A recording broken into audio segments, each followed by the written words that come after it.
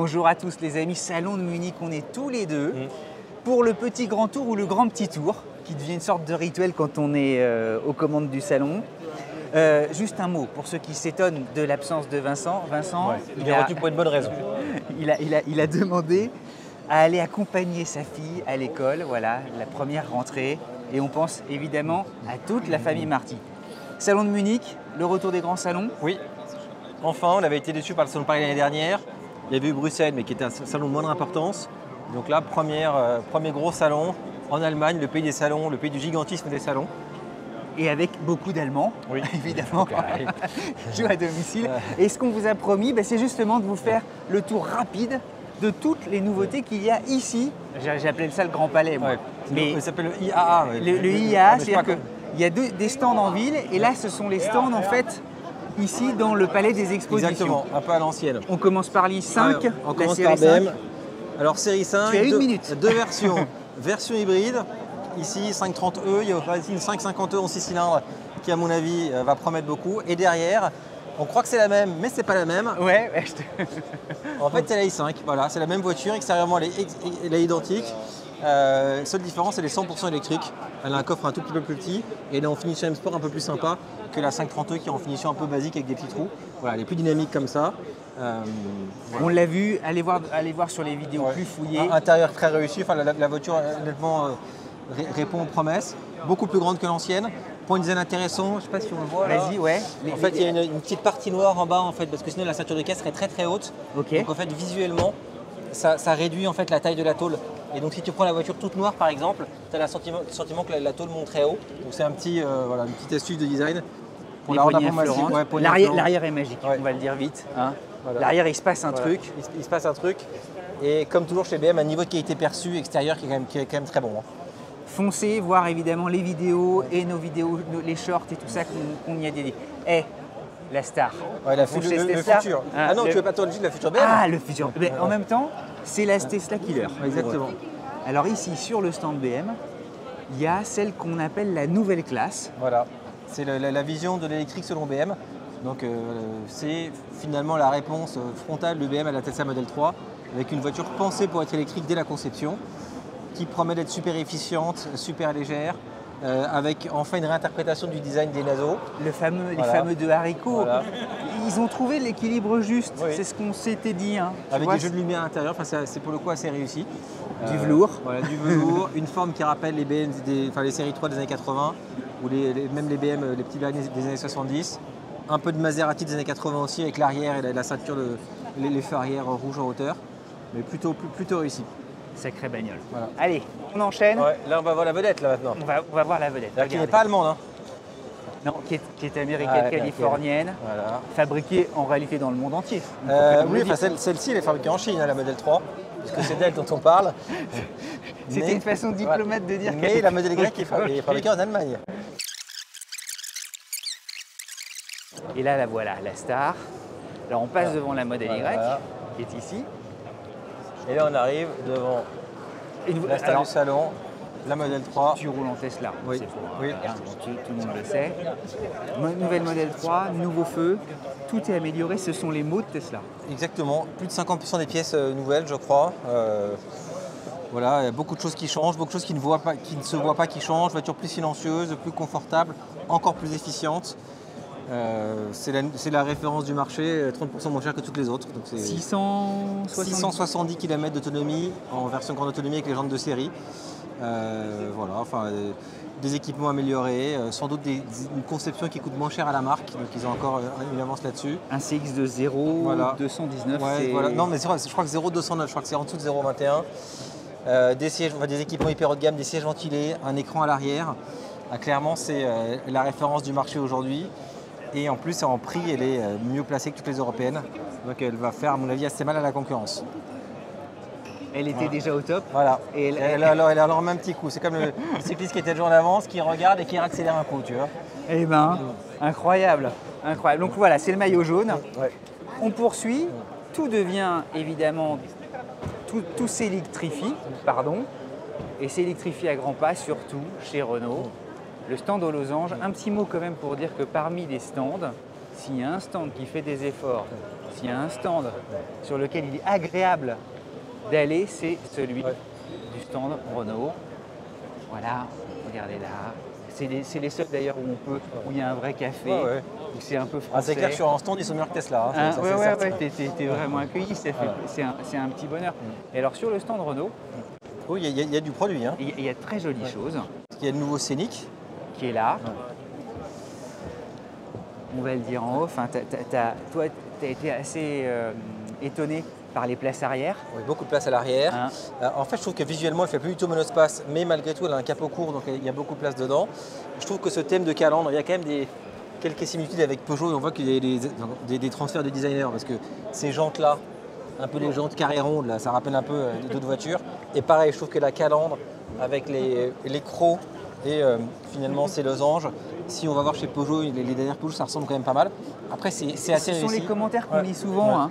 Allez le voir, nous on a eu la chance avec Vincent de pouvoir justement la découvrir avec moins de monde autour. Et surtout 600 km d'autonomie. Donc là, pour le coup, c'est une vraie proposition familiale. 620, et puis on va se permettre au centre. Mais là, à l'arrière, t'as vu, c'est génial. On vous montre, regardez, il y a beaucoup de place, plancher entièrement plat. Allez voir nos vidéos qu'on lui a consacrées. Et ici, il y a celui qu'on avait aussi découvert. Par contre, j'avais vu qu'en photo, mais honnêtement, je trouve qu'il est le vraie posture, il est vraiment posé sur la route. Il est bien, j'avais pas vu les petits détails bleus là pour le rappeler Alpine. Et tu as le sentiment que c'est rétro-éclairé. Ouais, non, c'est vraiment bien.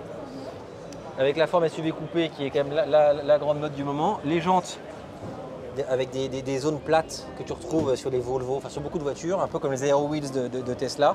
Ce sera intéressant chez PCA de voir si le téléphone sonne. Tu sais, pour le coup, Renault, à l'époque du Kadjar, on avait zéro demande ou pratiquement zéro demande. Ouais. Maintenant, Austral, Rafale, enfin, on sent que Renault est en train de revenir dans le jeu sur la voiture familiale haut de gamme. Et l'arrière est vachement chouette aussi. On vit quand même une époque formidable. On l'a peut-être insuffisamment dit. C'est hybride, le Renault Scénic 100% électrique. Oui. Et alors, il y a quelque chose aussi qui est un bonheur d'amoureux d'automobile, c'est que le nouveau Scénic est quasiment à 98% reflet du concept qui est là. C'est la petite joie et le bonheur. Vous voyez, il est là.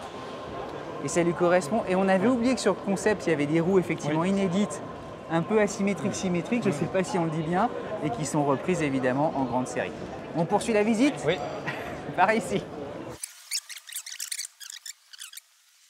Est-ce que c'est par là ou pas ? BYD, je ne sais plus. Oui, regardez, Snapdragon. En fait, il y a plusieurs équipementiers qui présentent leur savoir-faire. C'est vraiment un salon professionnel. Alors, si on peut peut-être dire quand même un mot, on va passer devant Mercedes. Oui. Les marques allemandes, en fait, sont présentes dans le grand hall. Oui, et elles sont présentes en ville aussi. Mais c'est surtout en ville. Voilà, et ils visent absolument le grand public. Donc on se retrouve. Alors, on a vu la série 5, là maintenant il y a la classe E qui est sa concurrente directe. Oui, 404 Matic, qui est ici. Après, qui pour le coup, contrairement à la BM, n'est pas disponible en full électrique. Si vous voulez une full électrique, il faut prendre une QE. Et la classe E est dispo qu'en hybride ou en thermique. Donc celle-ci, c'est l'hybride. Et contrairement à BM, l'hybride, c'est que du 4 cylindres, il n'y a pas de 6 cylindres. Après, il y a une très grosse autonomie aussi, il y a plus de 100 km. Ce qui est chouette. Ce qui est chouette, mais un coffre réduit en hybride, ce qui n'est pas le cas de la BM. Ah, merci de le dire, Jean. Ouais, mais bon, il y a la version break pour ceux qui veulent du coffre. Et puis pour rêver, il y a évidemment la Vision One 11 qui est là. Peut-être on peut la regarder rapidement. Il y a quelque chose de très 70s. Regardez là, elle est comme ça. Et puis il y a le designer juste à notre gauche. Okay. Très bien, il a fait du beau travail. Ouais, non, c'est chouette, hein. C'est très très beau. C'est très beau. Hop. Alors, on poursuit, on disait... Voilà, on va voir BYD. On va aller voir BYD, donc les Chinois, Build Your Dreams. Il y a la BYD Seal You. Je ne sais pas si on la prononce bien, mais vous irez voir la vidéo complète qu'on a faite. Voilà, c'est le SUV familial qui est tout à fait au niveau. Alors, je ne dirais pas qu'on a été impressionné, mais on a été plutôt, je dirais, rassuré. Après, BYD, c'est un très gros acteur qui vend déjà énormément de voitures, mais principalement sur le marché chinois. Donc là, ils arrivent en Europe. Alors ça, c'est pas leur modèle vedette. Il y a une style tout court, je crois qu'il y a la concurrente de la modèle 3 sur laquelle il compte davantage et qui est plus récente, parce que celle-ci c'est un facelift d'un modèle un peu plus ancien. Mais voilà, c'est une proposition qui est tout à fait au niveau du marché. Et voilà, si c'est correctement distribué et correctement pricé, ça pourra se vendre tout à fait bien. Le téléphone devrait sonner chez PCA Service. Sans doute, On va le rappeler, tu n'es pas qu'animateur sans borne. Hein. Tu es aussi le fondateur, cofondateur et co-dirigeant de PCA Service. On est courtier en location longue durée. Notre métier, c'est de trouver les meilleures offres de location longue durée, principalement pour les sociétés, mais aussi pour les particuliers. Et puis après, notre métier, c'est aussi de gérer le parc auto de nos clients. Parce que voilà, c'est un métier, une voiture, c'est un produit qui est compliqué, qui a des impacts fiscaux qui sont parfois assez significatifs. Donc, quand on ne sait pas son métier, c'est bien de confier ça à des gens dont c'est le métier et la passion. Et on ne le répète jamais assez, surtout à une époque où on s'interroge sur le type d'énergie. Oui. La fiscalité, tu disais si bien, est parfois compliquée. Exactement. Et au moment aussi où il y a beaucoup de constructeurs privilégient les modes de distribution en ligne, parfois c'est bien d'avoir des gens au téléphone pour vous conseiller. Oui, et pas seulement un robot. Voilà.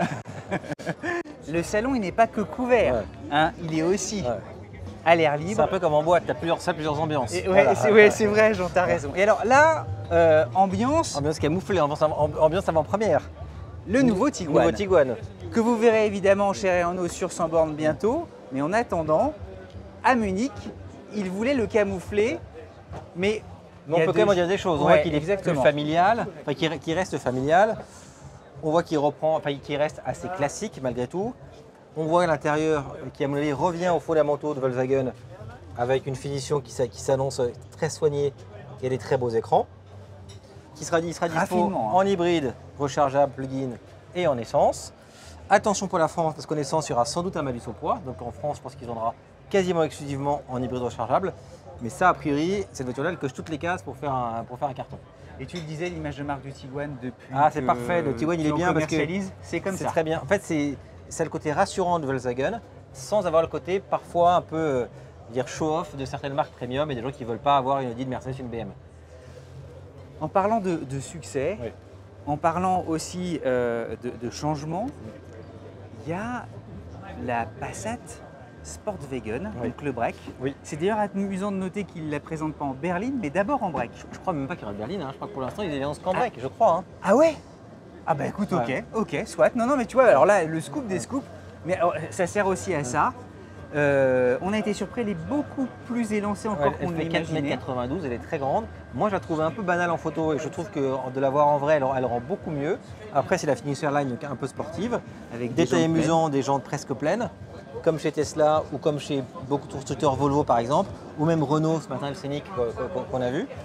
Plug-in hybride. Plug-in hybride, essence et diesel, parce que sur ces voitures-là, qui sont des voitures de gros rouleurs, le diesel, ça justifie encore, en tout cas dans les pays dans lesquels c'est permis.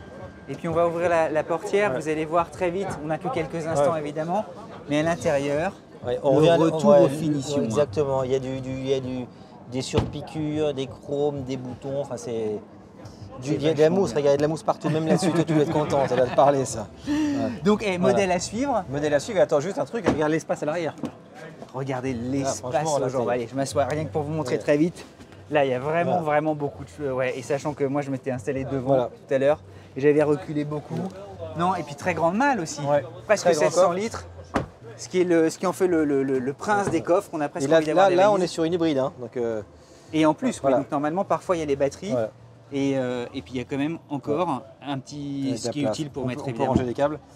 Là, à mon avis, on va avoir un retour des berlines et des breaks. Hein, c'est un prémisse. Et bien on continue la tournée. On continue. Hein, on continue le grand petit tour, le petit grand tour. Chose aussi intéressante, GTI. Oui. 3 lettres qui ont évidemment ensorcelé les années 70 et surtout 80, qui ont eu une sorte de, pas de traversée du désert parce qu'il y en a toujours eu, mais qui à partir de la moitié des années 90 est passé un petit peu sous les radars, et puis tout à coup, Volkswagen qui a donné naissance en fait à la Golf GTI, au phénomène GTI, revient. C'est ça? C'est ça. Après, ce qui est intéressant, en fait, Volkswagen est toujours resté présent sur la GTI, parce que tu as des Golf, tu as des Polo, enfin, c'est partie de leur ADN d'avoir ce type de motorisation. Après, là où c'est intéressant, c'est que ça montre que finalement, ils essaient de combiner l'électrique et la sportivité et la gamme de conduite d'une GTI. Donc ça reprend un peu ce qu'on a pu voir sur une Abarth 500 ou sur les Mini Cooper SE, à savoir comment garder une voiture et responsable, efficiente et écologiquement acceptable qui garde un plaisir de conduite fort. Après, ça reprend tous les codes de l'ETI, les grosses jantes, les logos rouges. C'est drôle, hein. Ouais, c'est vachement marrant. Hein. Après, c'est une voiture, enfin c'est une maquette, hein, donc c'est une maquette, on peut pas dire grand-chose. Mais en tout cas, ce que ça annonce, c'est sans doute l'arrivée d'une modèle 2, enfin de l'ID2, je ne sais pas comment il l'appelait, en version un peu survitaminée. C'est comme la Renault 5 Alpine, enfin, c'est le même. Oui, c'est vrai. Et alors c'est marrant parce que ça va être un segment qui va être entre la Mini électrique, ID2, R5. L'Abarth, alors je ne sais pas si elle fera un faux bruit comme l'Abarth. Mais il y a beaucoup de monde maintenant. Il y a beaucoup de monde. Sur ce qu'au fond, c'est des citadines plus en fait. Exactement. Et ben voilà, il y a quand même des belles bagnoles au salon de Munich. On poursuit la petite visite. On est reparti. Le petit grand tour qui n'est pas terminé. Ouais, parce que le salon n'est pas terminé en fait. Ouais, c'est vrai. Munich, c'est aussi ça. C'est Welcome to IAA Mobility 2023. Ça se passe aussi en ville. Et alors en ville, pendant les journées presse, tout n'est pas fini, puisque ça ouvre en fait au public le lendemain. Et là, on a Mini, le grand stand, près de ce joli théâtre. Et tout est en train de se régler. Et alors c'est marrant parce qu'on en parlait avec l'homme mystère, avec Alain. Ouais. Il disait qu'il n'y avait pas d'inquiétude à avoir, que tout serait terminé pour demain. Mais il reste encore du boulot. Un peu de boulot, hein. Donc en fait, il y a de très grands stands. Il y a le stand Mini et BMW, Mercedes, Audi. Et tous reçoivent comme ça en ville, en permettant de voyager. On va prendre un peu de hauteur. Ouais, tu trouves que c'est une bonne idée ou pas? Ah oui, c'est très bien, je trouve que c'est bien. Après, c'est bizarre de mettre de... En fait, il faudrait tout faire en ville. Ce qui est un peu bizarre, je trouve, c'est de faire... Deux endroits.